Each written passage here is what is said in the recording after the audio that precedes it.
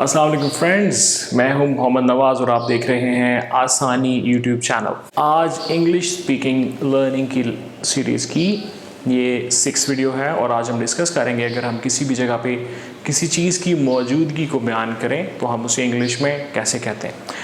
जैसे मौजूदगी की मैं एग्जांपल आपको देता हूँ। अगर मैं कहूँ इस रूम में 4 चेयर्स हैं, या मैं कहूँ इस शहर में बहुत सारे दरख्त हैं, या मैं ये कहूँ पाकिस्तान में 5 सूबे हैं, या मैं कहूँ दुनिया में 2 अरब मुसलमान हैं, इन सारी चीज़ों में मैं किसी चीज़ की मौजूदगी का जिक्र कर रहा हूँ।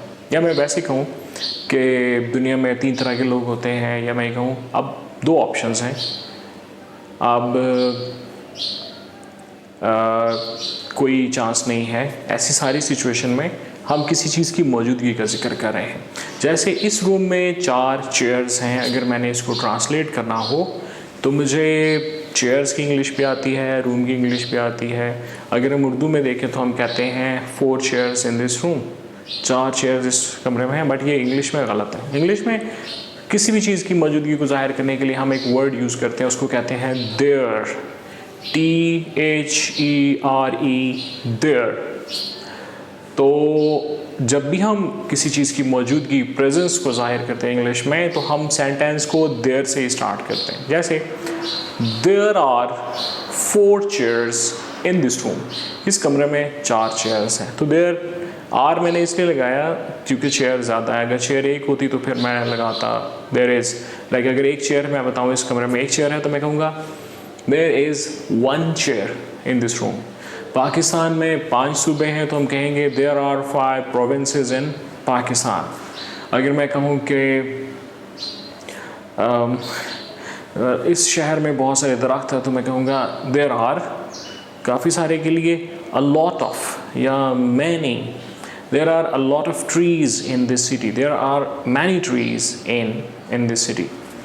और अगर मैं कहूँ कि दुनिया में 3 तरह के लोग होते हैं तो मैं कहूँगा there are 3 types of people in this world. या अगर मैं कहूँ कि दुनिया में 2 अरब मुसलमान हैं तो मैं कहूँगा there are 2 billion Muslims in this world. So मैंने भी आपको एक्सप्लेन किया, हम देयर से सेंटेंस को स्टार्ट करेंगे, उसके बाद इज़ या आर लगाएंगे अगर जगह सिंगुलर है, या चीज़ जो है वो सिंगुलर है या प्लूरल है। प्लूरल के लिए आर और सिंगुलर के लिए इज़, और उसके बाद उस चीज़ का जिक्र कर देंगे। There is 1 chair. आगे अगर हमें बताना है कि वो कहाँ है तो फिर मैं in this room, there is 1 chair in this room, there are 2 tables in this room. कुछ ना कुछ गड़बड़ है तो हम कहते हैं देयर इज़ समथिंग रॉन्ग, कुछ ना कुछ गलत है, कुछ गलत है। There is something which is गलत इन दिस मैटर, इस मामले में कुछ ना कुछ गलत है। और there are 3 chances to appear in CSS, there are 3 opportunities to appear in CSS में अपेयर होने के लिए बस 3 चांस होते हैं, या 3 अपॉर्चुनिटीज़ होती हैं। There are multiple brands of mobile phones in the market में मोबाइल फ़ोन्स के मल्टीपल ब्रांड्स हैं। अब इस चीज़ को प्रैक्टिस करने के लिए मैं आपको सजेस्ट करूँगा अपने रूम में देखें, अपने घर में देखें, अपने शहर में देखें, अपने कंट्री में, दुनिया में सेंटेंसेस बनाएं डिफरेंट चीज़ों के बारे में कि ये चीज़ कितनी है, ये चीज़ वहाँ पे कितनी है, वो चीज़ कितनी है। देयर इज़, देयर आर, इस तरह से आप सेंटेंसेस बनाएंगे। इसी प्रैक्टिस का सेकंड पार्ट भी हम कर लेते हैं, वो है अगर यही चीज़, किसी चीज़ की मौजूदगी हमने पास्ट में शो करनी हो। अगर मैं कहूँ कि घर के सामने 2 गाड़ियाँ थीं तो मैं कहूँगा there were 2 cars in front of the house। अगर मैं कहूँ घर के अंदर 5 लोग थे, there were 5 people in the house। अब अगर सिंगुलर है पास्ट में कोई चीज़ तो there was आ जाएगा। जैसे there was a window at my back, मेरे पीछे एक खिड़की थी।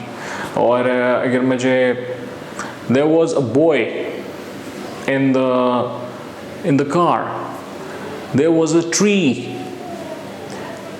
in my house, मेरे घर में एक दरख्त था।